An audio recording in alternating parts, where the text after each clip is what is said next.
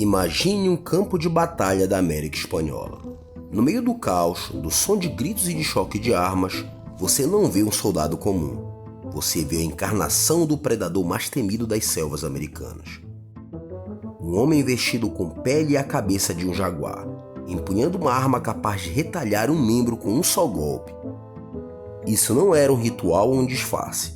Era a apresentação de um Ocelotl, o guerreiro jaguar, a força de elite do Império Azteca. Para entender o guerreiro jaguar, precisamos primeiro entender a mente azteca. Em seu mundo, a guerra era muito mais do que uma disputa por território. Era um dever sagrado, uma necessidade cósmica.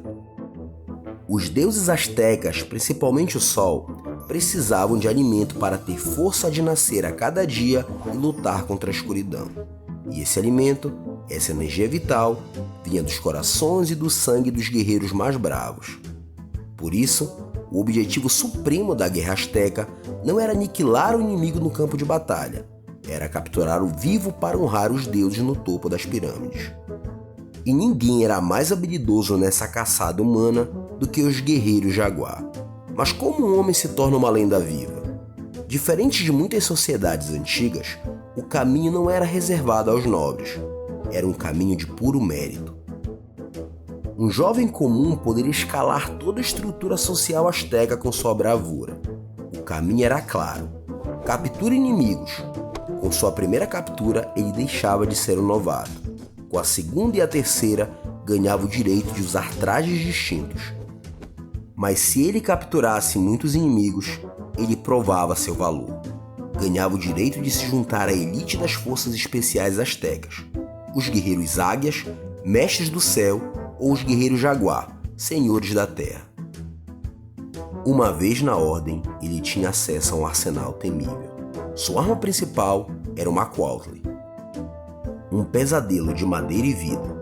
Não era uma espada para perfurar, mas sim um porrete coberto de lâminas mais afiadas que o aço cirúrgico, projetado para retalhar músculos e incapacitar um oponente.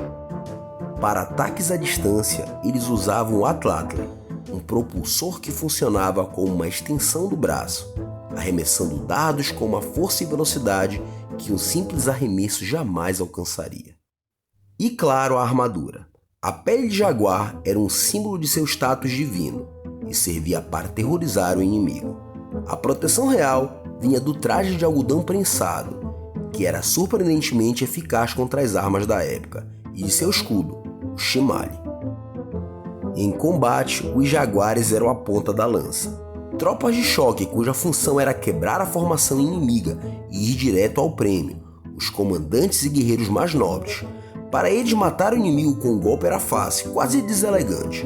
A marca verdadeira do mestre era a habilidade de ferir, dominar e arrastar um oponente ainda vivo para fora da batalha.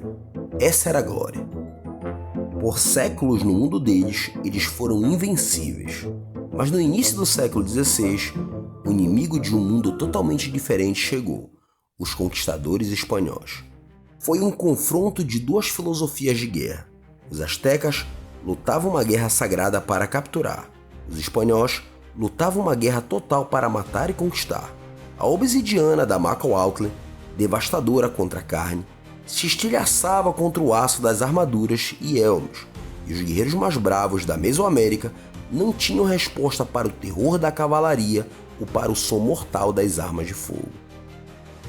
Eles lutaram com uma coragem feroz na defesa final de sua capital Tenochtitlan, mas no fim foram consumidos por um inimigo cujas armas, táticas e doenças não pertenciam àquele mundo.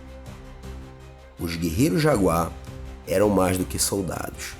Eram a personificação de um predador sagrado. A prova viva de que no Império Azteca a coragem de um homem comum poderia torná-lo um deus entre os mortais. Eles eram a elite de um dos impérios mais poderosos das Américas. Uma força da natureza que foi por fim engolido pela maré da história.